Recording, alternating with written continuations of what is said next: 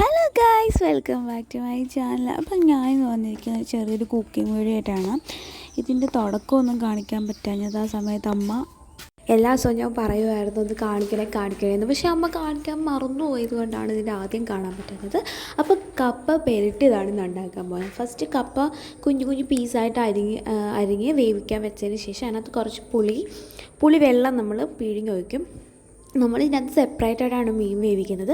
ആ മീൻ വേവിക്കാനായിട്ട് ഉപ്പും മഞ്ഞൾപ്പൊടി ഇട്ട് നമ്മൾ മീൻ വേവിക്കും. അപ്പുറത്ത് കപ്പയുടെ കൂടെ കഴിക്കാനുള്ള കറി, പിന്നെ ഉച്ചയ്ക്ക് ചോറിൻ്റെ കൂടെ കഴിക്കാനുള്ള വറുത്തമീനൊക്കെ. പിന്നെ അത് പൊളിച്ച് വൃത്തിയാക്കി ഇതിനകത്തോട്ട് ഈ കപ്പയ്ക്കകത്തോട്ട് നമ്മളിടും.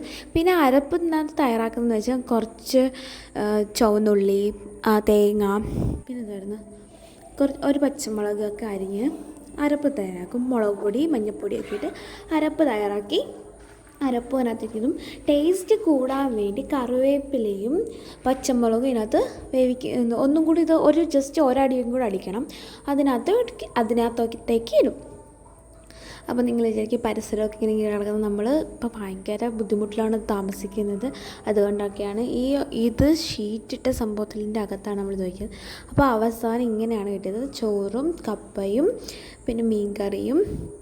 ഇത് ഞാൻ പണ്ട് കഴിക്കത്തേ ഇല്ലായിരുന്നു, പക്ഷേ ഇതിൻ്റെ രുചി കഴിഞ്ഞതിന് ശേഷം ഞാൻ കുറച്ചെങ്കിലും കഴിക്കാൻ തുടങ്ങിയത്. അതാണ് ഇങ്ങനെ ഇരിക്കുന്നത്. അപ്പോൾ ഇന്നത്തെ വീഡിയോ ഇത്രയുള്ളൂ. നമ്മുടെ ചാനൽ കണ്ട് ഇഷ്ടപ്പെടുകയാണെങ്കിൽ ലൈക്ക് ചെയ്യാനും ഷെയർ ചെയ്യാനും സബ്സ്ക്രൈബ് ചെയ്യാനും വയ്ക്കണം.